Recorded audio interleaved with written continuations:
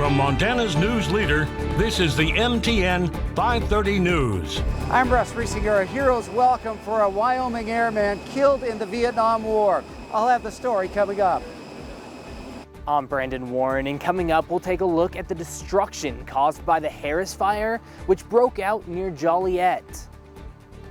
And a man is critically injured after a 6,000-pound bank vault falls on top of him in the Billings Heights. Good evening, everyone. Thanks for joining us tonight. I'm Jeanelle Slade. Well, a scary morning for workers and crews on a future bank construction site on Main Street. Q2's Mitch Laggy is live on scene tonight with details. Mitch, what can you tell us? That's right, Jeanelle. The incident happened right here at a Chase Bank branch that is under construction here at the corner of Main Street and Milton Road. Around 11:30 a.m. Monday, Billings police and firefighters responded here for reports of a construction worker who was severely injured when a bank vault fell on top of him during its installation. According to Billings Fire Battalion Chief Kevin Johnson, workers inside of the building were moving the 6,000-pound vault onto a cart when it somehow tipped and fell down onto the man. Workers at the scene were able to lift the vault off of him before authorities arrived. The man was breathing when he was transported to a Billings hospital via ambulance. Many questions still remain unanswered at this hour, including the man's identity and the identity and accident history of the company that he worked for. MTN News is also working to answer what kind of vault was involved in the accident and how exactly it happened.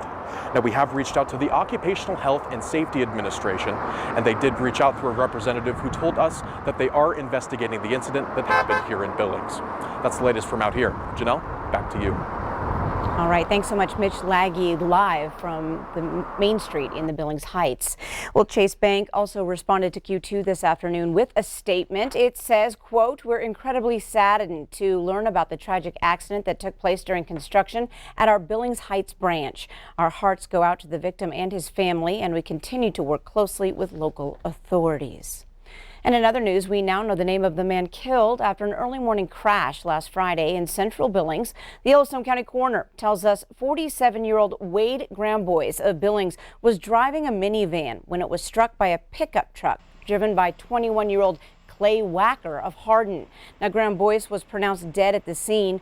Wacker was driving south on 6th Street West at the time as the minivan was headed east on Lewis Avenue. Wacker was arrested later in the day on Friday and faces a charge of vehicular homicide while under the influence. A long-awaited homecoming for a Wyoming airman who was killed more than a half-century ago during the Vietnam War. As Q2's Russ Riesinger reports, it was a hero's welcome for Lieutenant Ray Krogman as people lined up from Billings all the way to his home in Worland, Wyoming. Lieutenant Ray Krogman was shot down and killed during the Vietnam War in January of 1967. Today, he's finally home. It was a day that the family of Lieutenant Ray Krogman had long been waiting for. Thank God he's coming home now. It was also a day they feared might never happen. As Lieutenant Krogman's flag-draped coffin was unloaded off the plane, it ended a journey that began more than a half-century ago. Kelly Krogman Steindorf was just 6 years old when her uncle was killed. Grandma never gave up hope. She passed in 90, but you know, they looked for him for a long time and they had ideas and whatnot, but it was every time we got a report, it was, you know, no news. So when that came, it was just truly a blessing. After an honor guard ceremony at the airport, Lieutenant Krogman began the 125-mile trip back to his hometown of Worland, where he'd been president of his high school class, an athlete, and an Eagle Scout. People lined up along the procession route to pay their respects, including one troop of scouts. Well, I felt it was important to be here today because it's definitely not every day that we find, remains, especially as old as the Vietnam War. And a lot of times, especially with Vietnam veterans, they did not get the respect they deserved when they came back. Well, just to welcome a fallen brother home.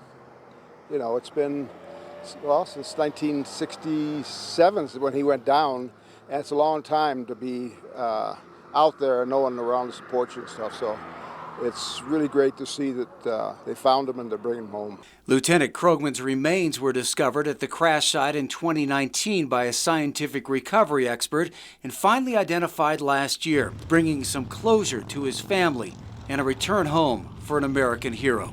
We've waited for a long time to come home. We just never dreamed it would be with all this fanfare and honor to have all the military and you know, the Patriot Riders and everything. It's just truly a blessing. Lieutenant Krogman will now be transported back to his home of Worland, Wyoming, where a public ceremony will be held Wednesday. In Billings, I'm Russ Riesinger reporting for MTN News. Thanks so much, Russ. Now, the public ceremony in Worland for Lieutenant Krogman is set for Wednesday morning at 11 a.m. at the Worland Middle School. Well, now turning to Chief Meteorologist Ed McIntosh in the Q2 Weather Center. We know it was really hot, but you know what? We broke a lot of records. We did across eastern Montana. In fact, for Billings, it's one of the hottest temperatures we've ever had recorded. Keep in mind, Billings 108 is the hottest reading we've ever had at the airport. 107 today. Miles City fell just 2 degrees short of the record, but Livingston tied it. Sheridan 1 degree warmer than your old record set back in 1960. And how about a couple of readings from northeastern Montana?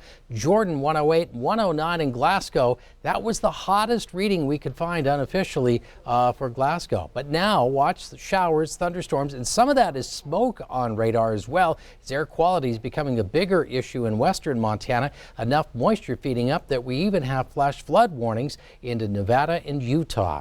And that moisture approaches. We'll talk about the forecast details in a little bit. All right, thanks so much, Ed. Well, fire danger is on the rise, and just moments ago, we've learned that the Robertson Draw fire has flared back up. Now, smoke is on the western fire perimeter, and aerial resources have been ordered. Evacuation warnings could be issued as a result, but the areas are unknown. We also already have 2 major fires burning in the area, the Buffalo Fire near Huntley and the Harris Fire near Joliet. Well, some good news tonight on the Buffalo Fire, which started Friday night and burned 3 structures. That blaze is now 75% contained and is expected to be fully contained in the coming days. Crews spent today working on mop-up duty. Now, Governor Greg Gianforte announced this morning that the state has secured a FEMA grant to cover 75% of the firefighting costs on that blaze. And the Harris Fire has also been burning 4 days. Today, Q2's Brandon Warren was on the fire lines to bring us an update.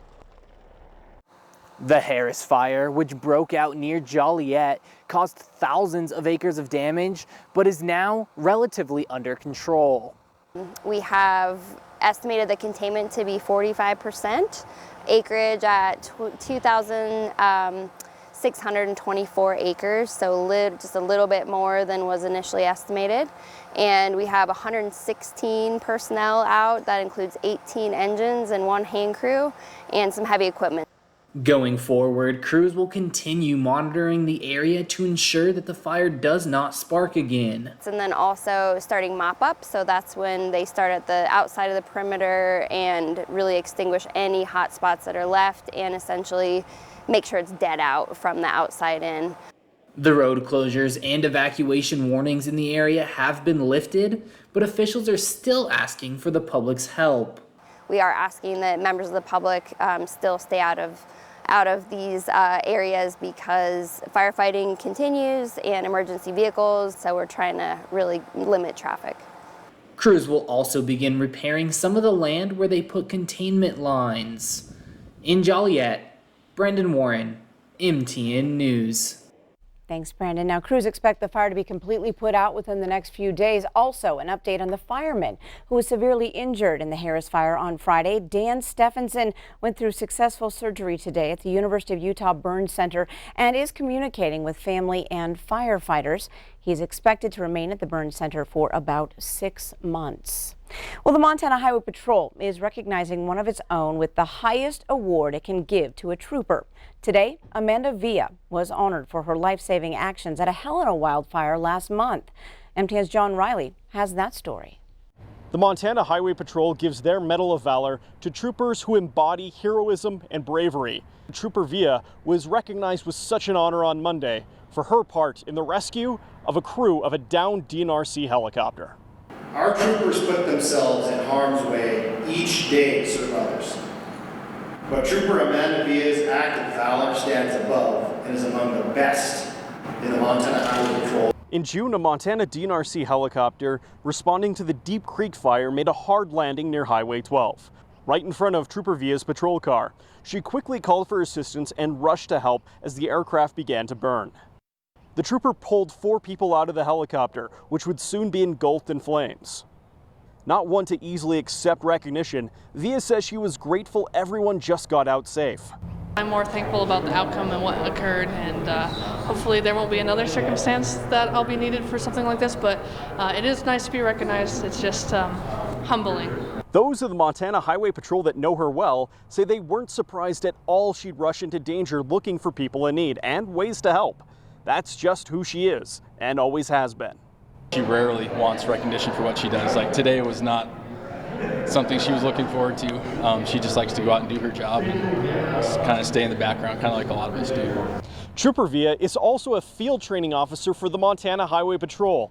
The agency says they're lucky to have the next generation of troopers learning from someone who embodies the best of the badge. Reporting in Helena, John Riley, MTN News. Thanks so much, John. Well, up next on tonight's MTN 530 News, right here on Q2, the number of invasive species are on the move in Montana, arriving in record numbers. We have the latest from the checkpoints. Hi everybody, Scott Breen here. Your Summer Olympics open Friday in Tokyo, and we have 3 Montanans in the mix. I'll show you who they are, plus some fun facts straight ahead.